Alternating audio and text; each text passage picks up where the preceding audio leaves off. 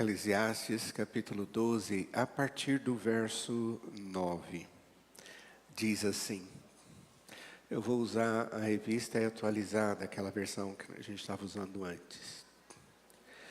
O pregador, além de sábio, ainda ensinou ao povo o conhecimento e, atentando e esquadrinhando, compôs muitos provérbios. Procurou o pregador achar palavras agradáveis e escrever com retidão palavras de verdade. As palavras dos sábios são como aguilhões e como pregos bem fixados às sentenças coligidas, dadas pelo único pastor. Demais, filho meu, atenta.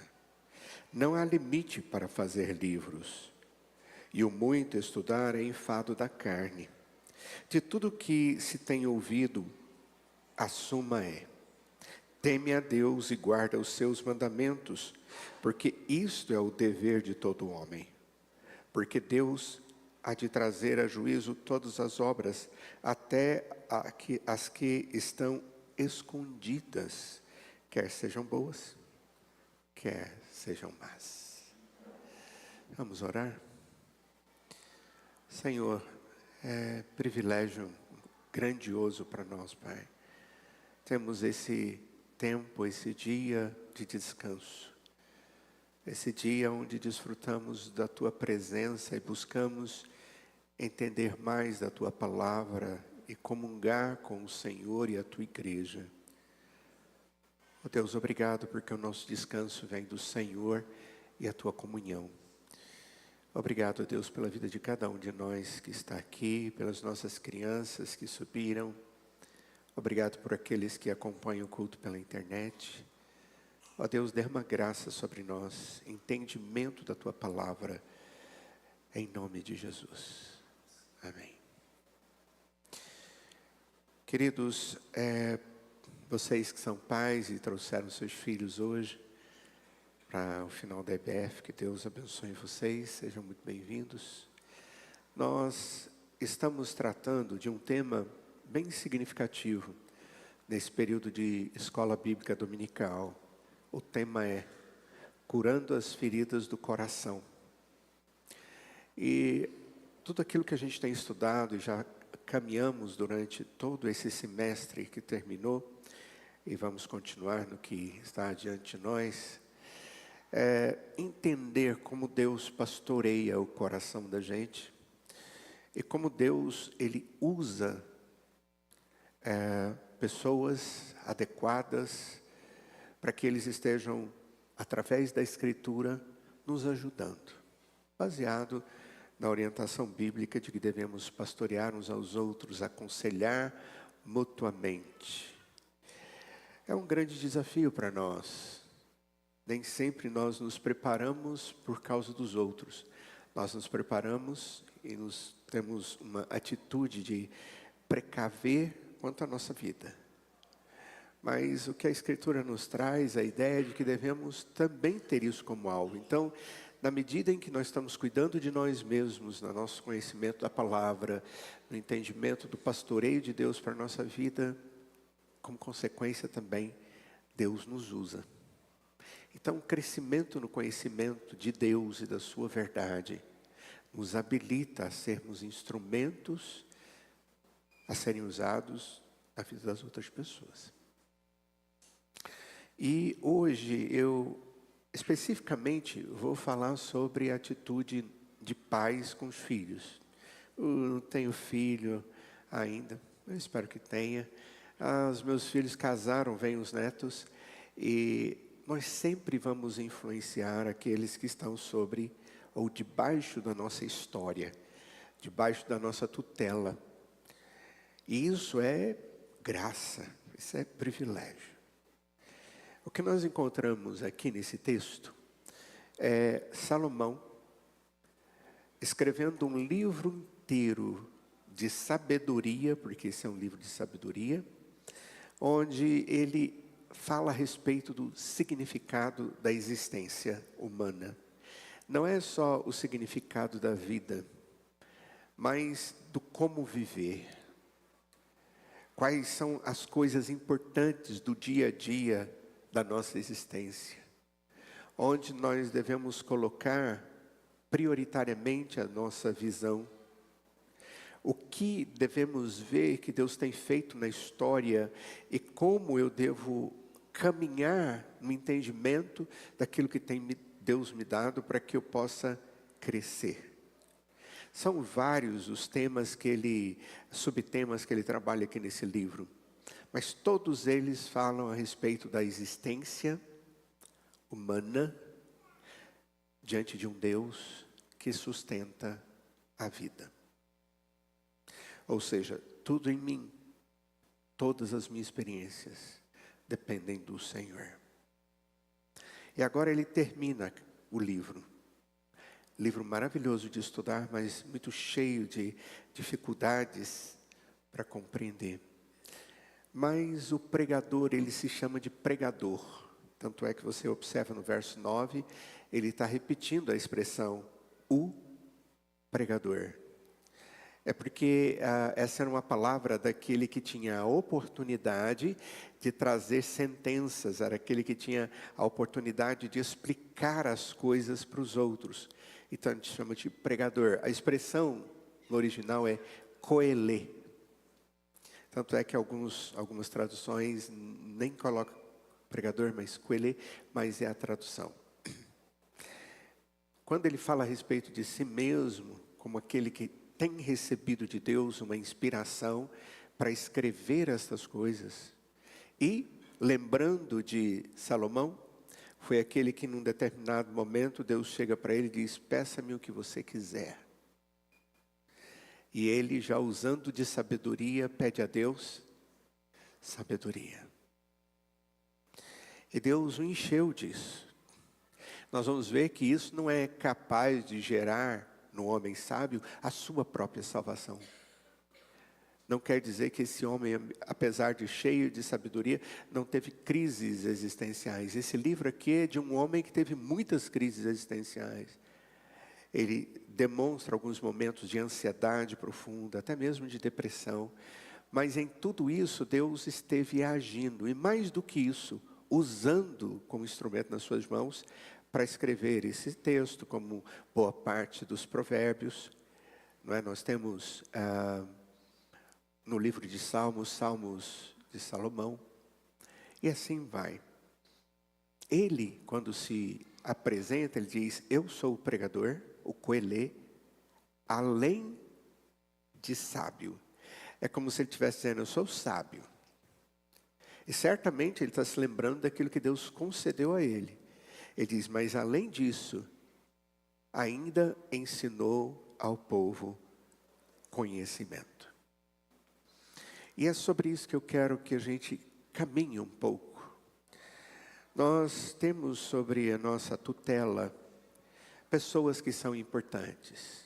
Hoje, apesar de falar especificamente de pais, há pais que têm filhos, eu gostaria de que você aplicasse isso à sua responsabilidade e à sua influência sobre a vida das pessoas que estão ao seu redor.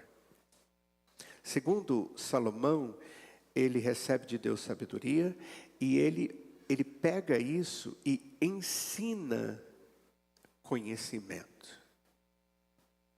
E aqui vem uma definição ou uma diferenciação entre sabedoria e conhecimento.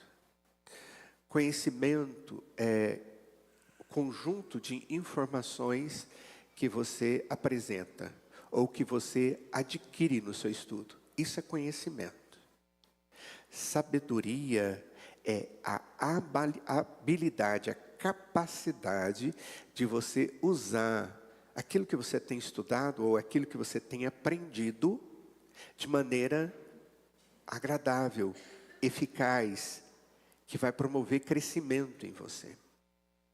É muito fácil a gente falar que a gente vai transmitir conhecimento, mas falar, porque eu tenho que transmitir o verdadeiro conhecimento.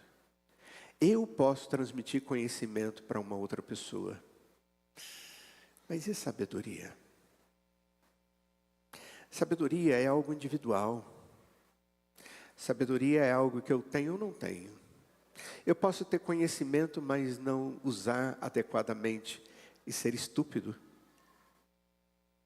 Eu posso ter todo o conhecimento do mundo, mas se eu não tiver a sabedoria de Deus para usar aquilo, não passa de palavras ou de princípios, de regras, de normas. A norma, a palavra, é como se ela fosse morta e não viva. Então, uma palavra bem usada, bem aprendida e que pode ser colocada em prática, é uma palavra de vida. Nós precisamos disso. E quando nós estamos diante das pessoas, em especial as nossas crianças, nossos filhos, eu preciso de conhecimento e eu preciso de sabedoria. Puxa, pastor, mas em qualquer área da vida eu sei, mas nós vamos focar nisso. Deus, me dê conhecimento do teu querer, das coisas boas, mas me habilite para usar isso, ter sabedoria. E ele diz, além de sábio, ensinou ao povo conhecimento e atentando e esquadrinhando, ou seja, trabalhando com muitas minúcias as verdades, pensando em cada uma das coisas que essa verdade que eu estou aprendendo e estudando existe e me traz, eu vou escrever.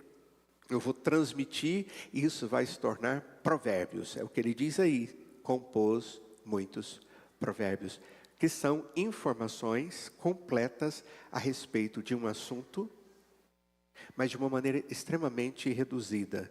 É como se fosse versículos que você tem para decorar, para que na hora certa, no momento da necessidade, você use com sabedoria. Então, algo que você traz de maneira mastigada para o outro.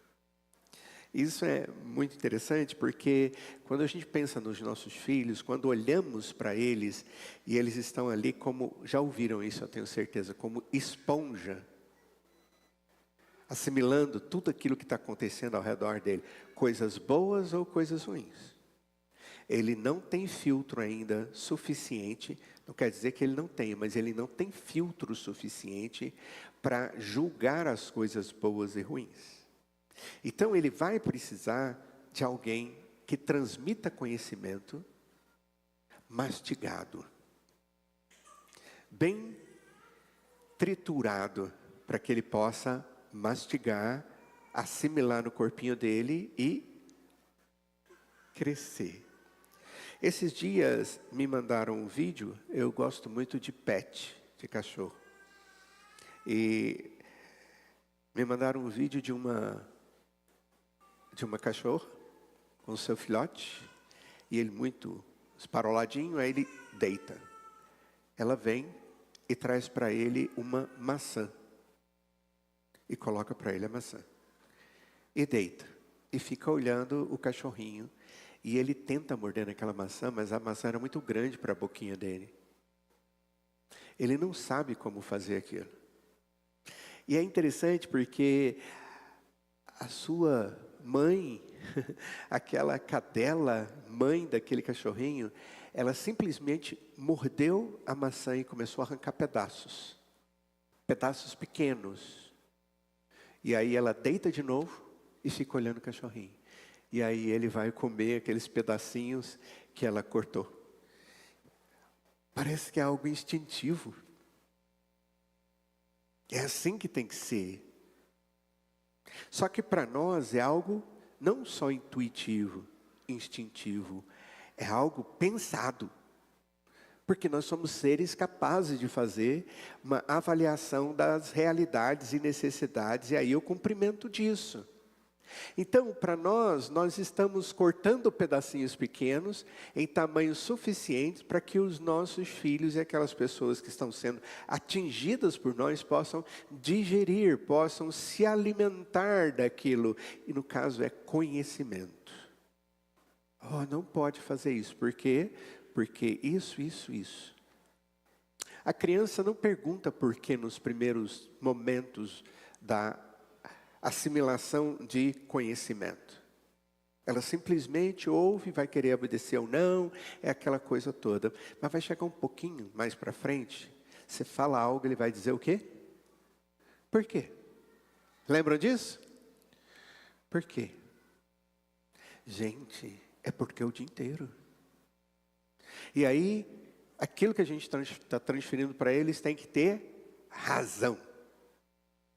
Ele está mostrando a qualidade humana que Deus deu a ele, que não deu aos outros seres.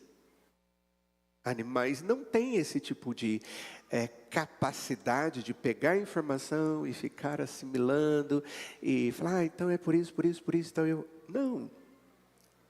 Eles estão crescendo. E nós também estamos. Esse tempo que nós estamos estudando aqui, nós estamos falando sobre aconselhamento. Esse curar as feridas do coração é como encontrar soluções na Escritura através de pessoas que nos ajudem a fazer isso. Nós somos conselheiros uns dos outros, nós instruímos uns aos outros e dessa forma pastoreamos uns aos outros. E aqui o texto, o pregador está dizendo, olha, no final de tudo, tudo que vocês leram no texto inteiro que eu escrevi para vocês, que é o livro de Provérbios, é a conclusão, na sua Bíblia deve estar escrito lá, conclusão. Ele diz, eu fiz o que tinha que fazer. E eu fico pensando, quando que a gente vai julgar se o que a gente tinha que fazer foi o suficiente quanto aos nossos filhos? Nós julgaremos no dia a dia. Na medida em que a gente entende biblicamente o que a gente está fazendo. E lá na frente você vai ter certeza, não baseado nas respostas do seu filho, apesar de que isso é muito importante, mas baseado na fidelidade que você teve de apresentar o conteúdo, o conhecimento correto ao seu filho. E de maneira mastigada. Eu esquadrinhei o coração, essa palavra, colocando em quadrinhos, em pedaços, e aí eu gerei princípios para o meu filho. Eu fiz o que tinha que fazer. Mas vai chegar um tempo em que esse que não perguntava por quê, simplesmente tinha uma assimilação básica, depois que pergunta por quê, vai entender um pouquinho mais, depois vai viver no mundo baseado nesses princípios. E vai chegar um tempo em que você vai falar para o seu filho, agora é a sua vez. Agora você tem que aprender a caminhar e a buscar no Senhor respostas.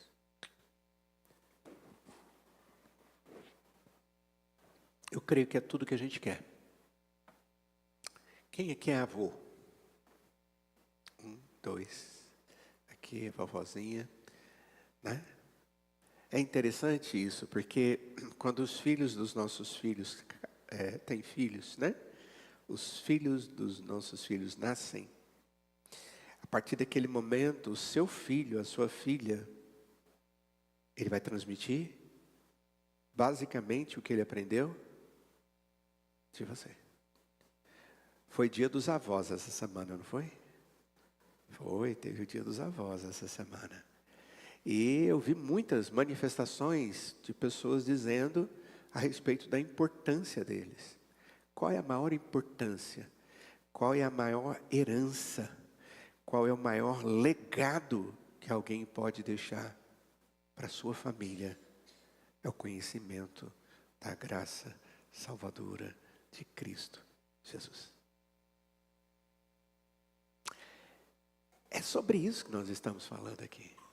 Então, vamos caminhando no texto e vamos ver como esse pregador nos ensina, então, a sermos esses pais. A primeira coisa que ele nos mostra aqui sobre o seguir as instruções ou apresentar para que alguém possa seguir as orientações, no verso 9 ele diz, pregador, além de sábio, ainda ensinou ao povo conhecimento e atentando e esquadrinhando compôs muitos provérbios. Procurou o pregador achar palavras agradáveis e escrever com retidão palavras de verdade. O pregador que possuía sabedoria, ele também foi distribuidor do conhecimento associado à sabedoria. Eu não gero sabedoria no outro, mas eu qualifico o outro para receber a sabedoria que vem de Deus. É possível que a gente tenha já se esbarrado várias vezes nessa dificuldade. Olha só como ele agiu. Primeira coisa, o texto diz que ele ensinou conhecimento.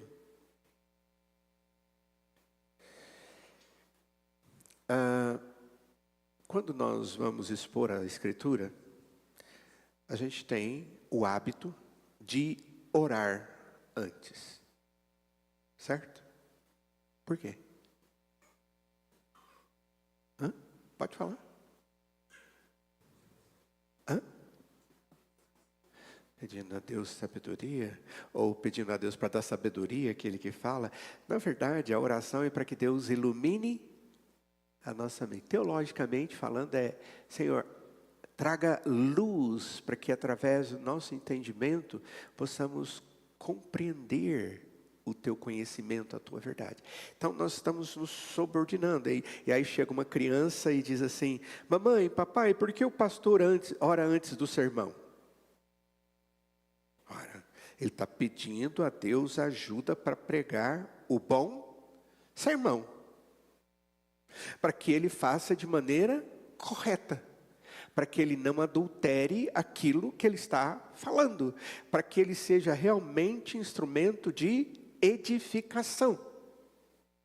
Então, quando eu oro para um indivíduo, no momento da pregação, eu estou pedindo para que esse elemento seja sábio e não mude nada do que tem que ensinar.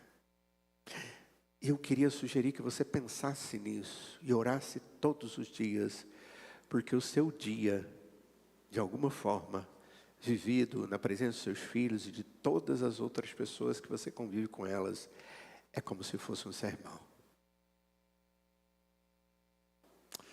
E você abre o olho e diz: Senhor, que nesse dia eu possa ser esse instrumento proclamador de uma verdade que o Senhor tem me dado. E que o Senhor dê aos outros que estão olhando aquilo que você realmente tem falado, a sua verdade. Esse é um propósito de vida do crente, do servo de Deus, que é pai e mãe, que é profissional, que é um professor. Ele ensinou conhecimento e Salomão diz: eu ensinei o conhecimento. E esse ensinamento, conhecimento, é consistente. Essa maneira de transmitir foi algo que alcançou, não era algo pouco, mas era algo que merecia ser compartilhado ou ensinado. Tem certas coisas que a gente conhece ou aprende através de algumas disciplinas fortes de Deus, que é só para a gente, né? Mas os princípios de Deus é para ser compartilhado. Um professor, ele não ensina verdadeiramente, a menos que ele ensine aquilo que vem de Deus. A menos que você esteja habilitado para comunicar a mente daqueles que estão vendo você e aprendendo das coisas que você fala e que você coloca ali diante delas, você tem que entender que você está comunicando a mente ao coração dos seus ouvintes, porque ele está precisando de ser preenchido. Agora, se você não estiver habilitado com conhecimento, o que você vai transmitir? Nós temos vivido uma crise, e os líderes têm falado muito sobre isso, igrejas reformadas, de que a igreja, houve um tempo em que ela conhecia mais a Bíblia. Então, esses pais tinham mais conteúdo nos lábios para dizer aos seus filhos, ou a qualquer outra pessoa. Nós estamos vivendo um tempo onde nós temos acesso à Bíblia o dia inteiro. Eu creio que raramente existe numa plateia quem não tenha uma Bíblia no seu celular. Mas o grande problema é quanto que eu uso disso para a minha vida durante o dia, a cada dia. O quanto eu tenho me habilitado para ser esse influenciador eficaz, esse influenciador de verdades. O que Salomão está dizendo, eu influencio ensinando conhecimento. Eu mastigo isso porque eu tenho buscado esse conhecimento não só para ter ele na minha mente, mas eu coloco ele para funcionar na minha mente, na minha vida, eu experimento, eu vejo que dá certo, eu boto os pedacinhos para aquele que não dá conta de mastigar tudo grande, possa se alimentar. E ele continua dizendo que ele procura achar palavras agradáveis. Essa é a expressão que ele usa aqui, e eu acho muito interessante essa ideia de palavra agradável. O agradável não significa que me faz sentir leve. O agradável, essa expressão é palavras eficazes. Ela é agradável pela eficácia. E muitas vezes nós transmitimos conhecimento com palavras que não são fáceis de receber. E nós sabemos disso. Uma palavra de reprimenda, uma palavra de educação, nem sempre traz para mim facilidade na vivência daquilo. Mas eu preciso compreender. E ele diz, eu levo essas palavras agradáveis e escrevi com retidão palavras de verdade. Eu não fiquei usando subterfúgios. Eu não fiquei colocando, mas quem sabe você ainda demora um pouco. Quem sabe se você fizer isso, depois você vai conseguir fazer aquilo, fazer aquilo, fazer aquilo. Depois você chega no seu alvo. Peraí, verdade, é linha reta. Não é algo que você divide. É algo que você apresenta. Para alcançar aquele alvo, eu posso até caminhar e fazer etapas. Mas a verdade a ser ensinada é linha reta.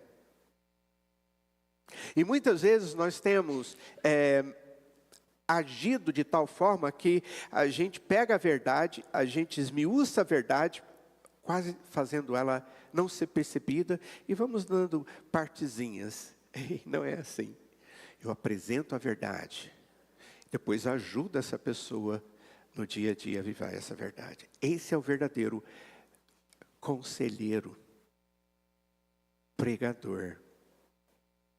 Aconselhar alguém que tem dificuldades é aconselhar alguém com conhecimento de Deus, com as verdades de Deus, tornar isso acessível a ele, de tal forma que essa pessoa vai saber qual é a verdade.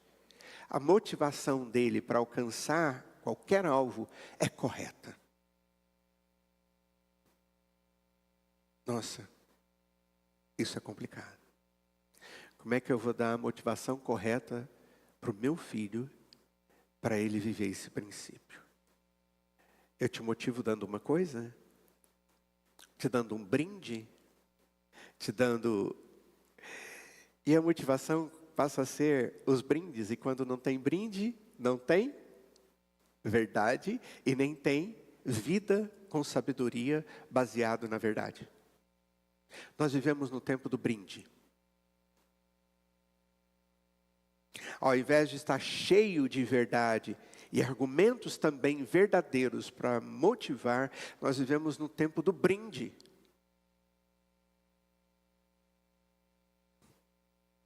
E nós não podemos fazer isso. Qual é a primeira razão da EBF? Qual é? Escola Bíblica de Férias que nós tivemos. Qual foi a primeira motivação que você teve para trazer seu filho sexta, sábado e domingo para a IBF? Se não foi a principal, a primeira, que sobrepuja todas as outras, esta que eu vou falar agora, você errou. Como é que você motivou o seu filho a vir? Você vai lá porque lá vai ter um brinquedo. Gente, vou falar, eles arrebentaram a boca do balão. Sabe qual era o tamanho do brinquedo? Ele ia daqui, desse pilar, até aquele outro pilar. Era um brinquedo só. Entrava os 40 lá dentro, dava para ficar. Era uma loucura. Maravilhoso. Aí o que você motivou o seu filho para vir para a IBF? Lá vai ter um brinquedo polivalente, tem escorregador, tem negócio de pular, tem bolinha. E tinha tudo isso. Legal, maravilhoso. Eles gostam disso e a gente precisa dar isso aos nossos filhos. Mas o principal motivo deles virem aqui é porque você queria que o seu filho pudesse ouvir o ensinamento das Sagradas Escrituras. A verdade insubstituível. E até na hora da brincadeira, tinha razão da brincadeira. Eles precisavam entender isso.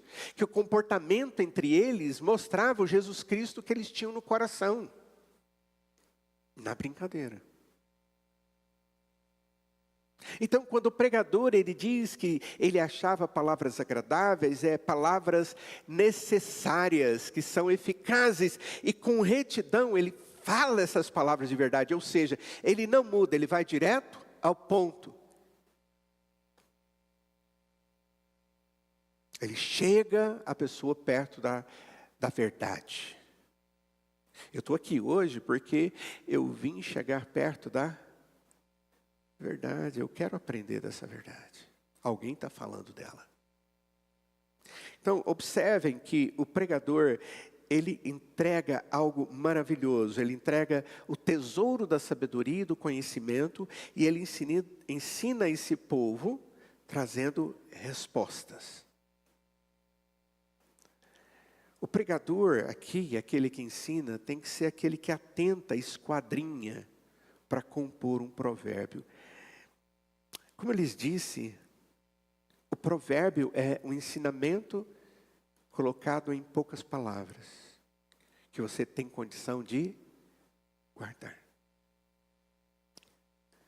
E aí eu olho para a palavra de Deus, e o texto diz que eu devo amar a Deus acima de todas as coisas, e ao próximo como a mim mesmo.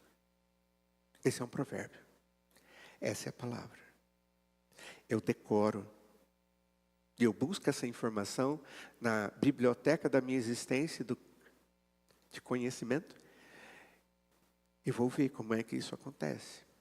O que Salomão fez? Ele pegou essas verdades, colocou e lançou essas verdades.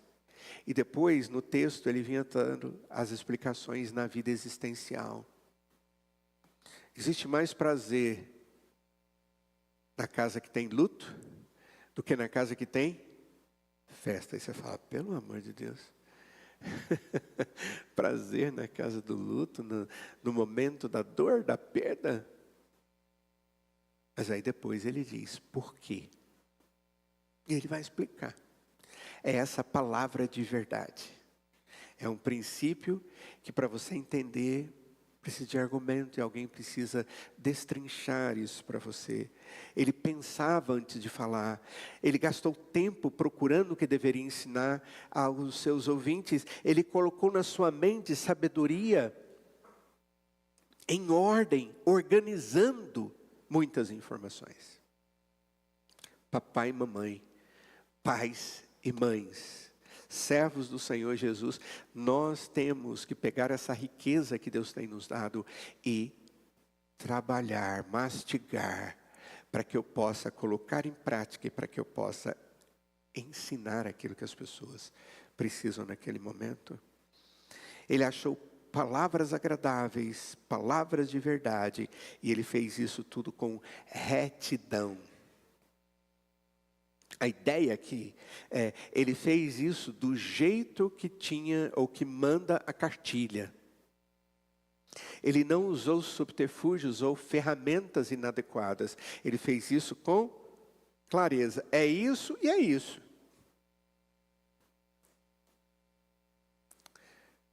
O estilo de ensino de Salomão era a verdade. Ele não tinha outro estilo. O estilo dele era verdade. Não era uma mentira vestida, ensinada com eloquência.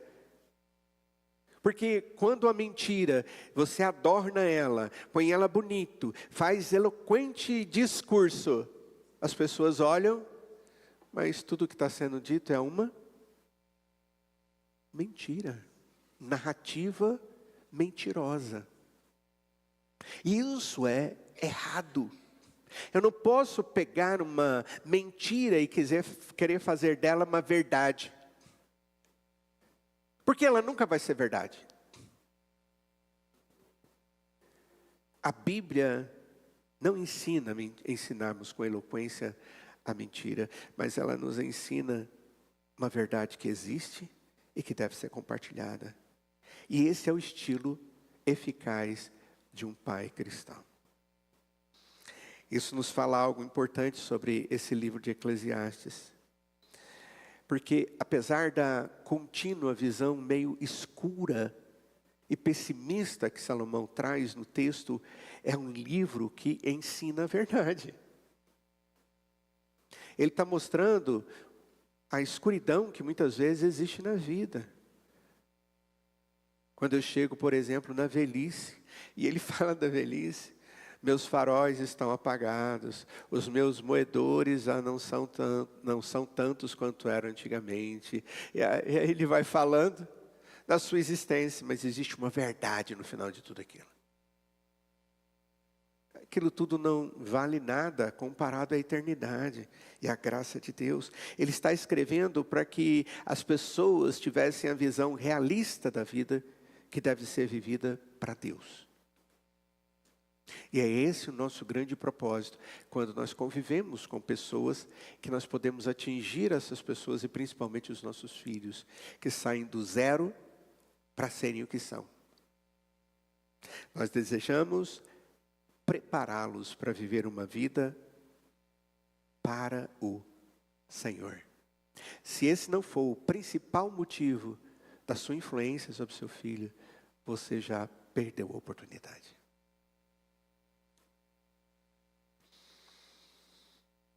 Tem uma frase, eu vou ser bem breve nela, mas é verdadeira, que eu já ouvi várias vezes no meu gabinete, de pais de meninas. E essa frase, presta atenção se você tem uma menina. Eu vou preparar a minha filha para que ela não dependa de nenhum homem. Foi por isso que eu preparei minha filha. Ah, minha filha veio aqui, não veio falando de separação? Não, mas tudo bem. Eu preparei ela para não depender de ninguém, de nenhum homem. Vocês já ouviram algo semelhante? Já? Eu sei que já. Porque nós vivemos no mundo do individualismo filosófico, onde ninguém deve depender de ninguém. E é interessante, é na contramão da Escritura, né? A Escritura, nós dependemos de Deus e dependemos uns dos outros. O conceito de igreja é o conceito de Deus para a existência eficaz. Nós somos seres pessoais para viverem na convivência com outros. Nas várias maneiras de convivente, marido com mulher, mulher com marido, pais com filhos, amigos com amigos, primos com primos, avós com... Tudo isso foi gerado por Deus para trazer equilíbrio. É uma interdependência, a Escritura ensina isso. Mas nós vivemos no mundo do pessimismo, do individualismo, da visão escura e não da visão clara. Nós vivemos num tempo onde a gente ajuda as pessoas a verem, não pela ótica da Escritura, mas pela ótica de um conhecimento suposto que lhe dá suporte para comer, beber, se vestir, pagar o seu divertimento e vai por aí fora. Mas a verdadeira sabedoria ensina o conhecimento de Deus que traz uma vida plena. É isso que nós precisamos dar para os nossos filhos. Você é o primeiro conselheiro e o mais importante conselheiro dos seus filhos.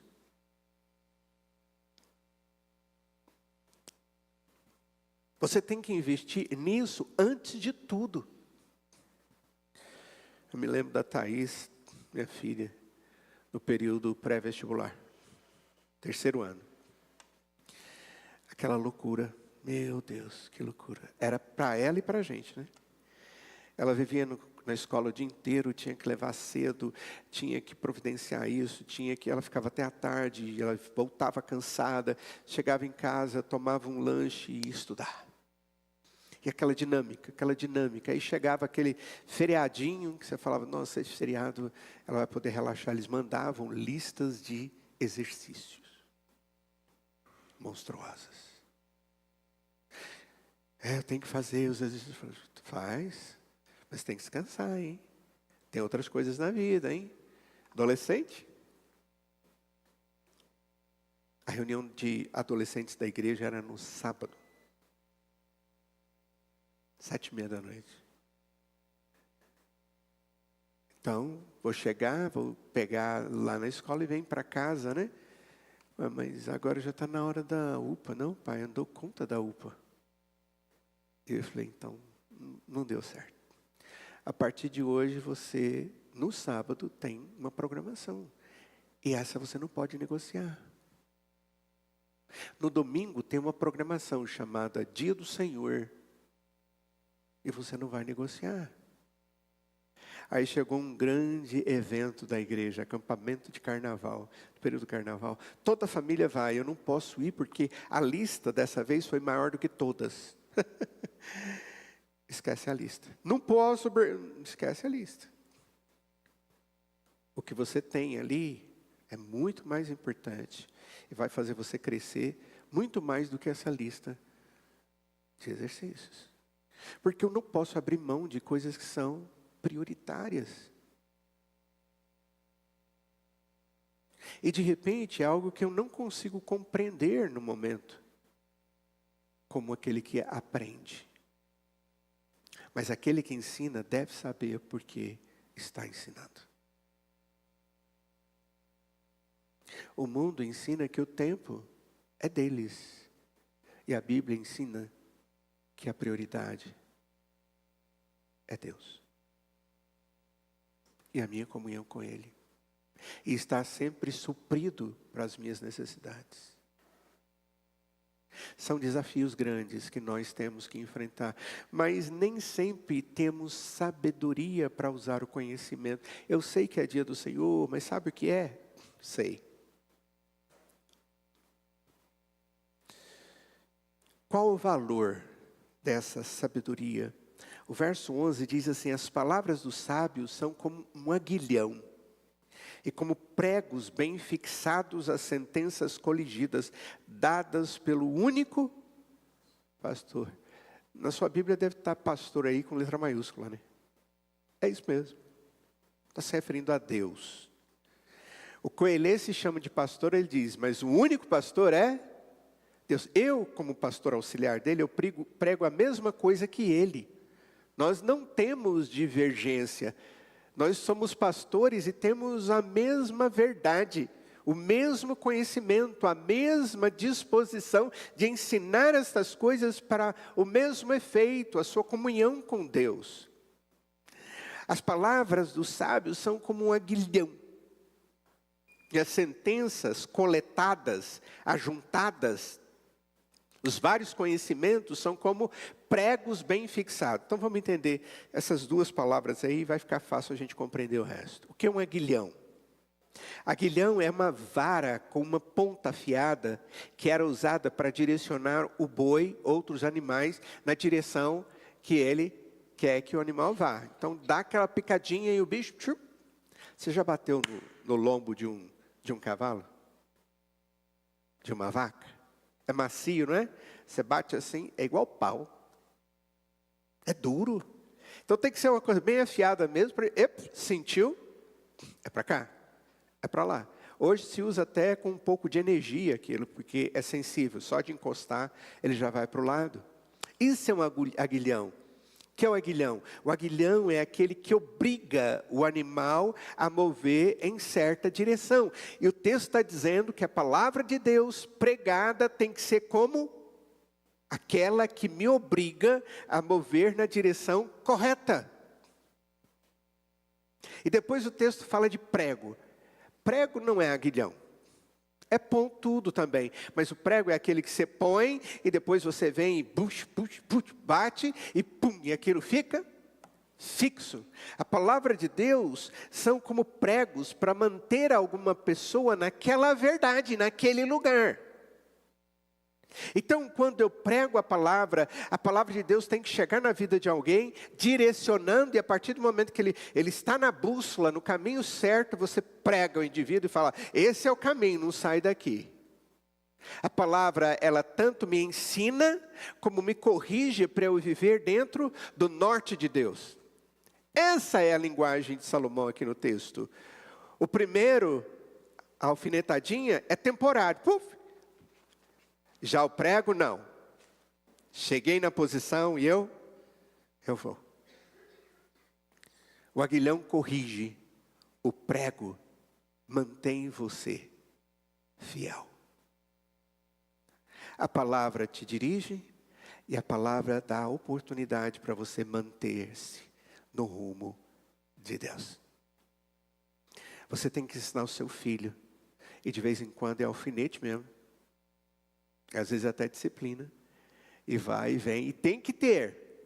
A Escritura diz que quem nega isso ao seu filho, vai estar agindo com ele como se ele fosse um bastardo. Colocou ele no caminho, ajude-o, e deixe ele nessa palavra para sempre. O primeiro é temporário, o segundo é permanente. O primeiro, o aguilhão, é para gerar movimento.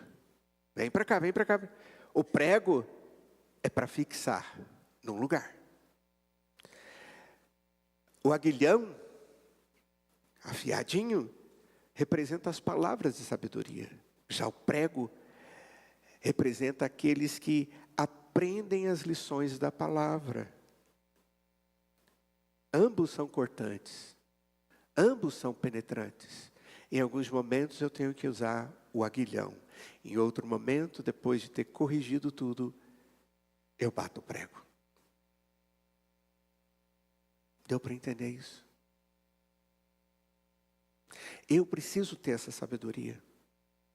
No livro de Hebreus, no capítulo 4, no verso 12, diz que a palavra de Deus é viva e poderosa e mais cortante do que uma espada de 2 gumes, que faz a separação das coisas como elas devem ser separadas. Essa é a palavra de Deus. Ela cumpre esses propósitos.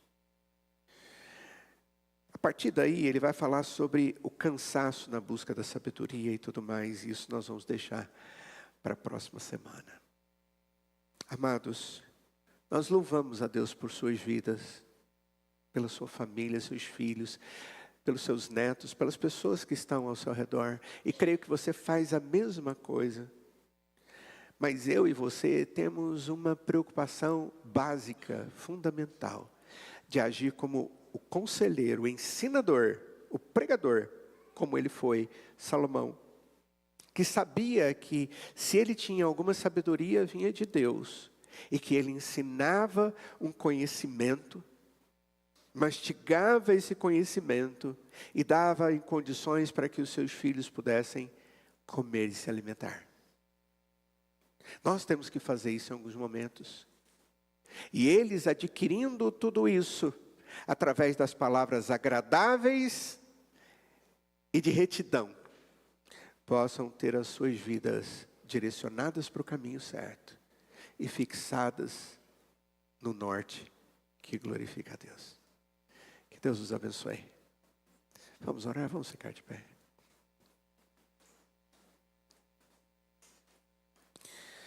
Ó Deus, sabemos que grande é o Senhor e que as tuas palavras, ó Deus, cheias da sabedoria única que é a do Senhor, têm nos ensinado muitas coisas. Ó Deus, algumas destas coisas são fáceis de ouvir, de aprender e viver. Mas muitas são difíceis. E quando nós ouvimos, nós dizemos só no Senhor. Isso é verdade. Porque sabemos que o Senhor é que nos habilita a viver a tua vontade, a tua verdade. Nós somos frágeis. Mas nós precisamos da motivação que o Senhor mesmo providencia. E eu quero pedir, Pai, que o Senhor dê aos pais, a cada um de nós, sabedoria para ensinarmos os nossos filhos. Ó Deus, que possamos entender as suas limitações e mastigar bem pequenininho para que eles tenham condição de colocar na sua boca, engolir para a sua vida e o seu crescimento. Ajuda-nos, ó Pai, em amor, a usarmos os aguilhões e os pregos. Os aguilhões que dirigem para o caminho. E a Tua verdade como aquela que nos fixa para vivermos em adoração ao Senhor. Pois o que desejamos, ó Pai, é ter filhos que amem ao Senhor, de terem a oportunidade de terem aprendido o que é correto. Abençoa os nossos filhos, ó Pai. E abençoa-nos para que possamos ser pais cristãos, responsáveis, agradáveis ao Senhor e eficazes na vida dos nossos filhos. Essa é a nossa oração em nome de Jesus. E nós imploramos que a graça do Senhor Jesus, que o amor de Deus o Pai, que a comunhão e as santas consolações de Deus estejam sobre cada um de nós hoje e para todos sempre. Amém. Podem se assentar.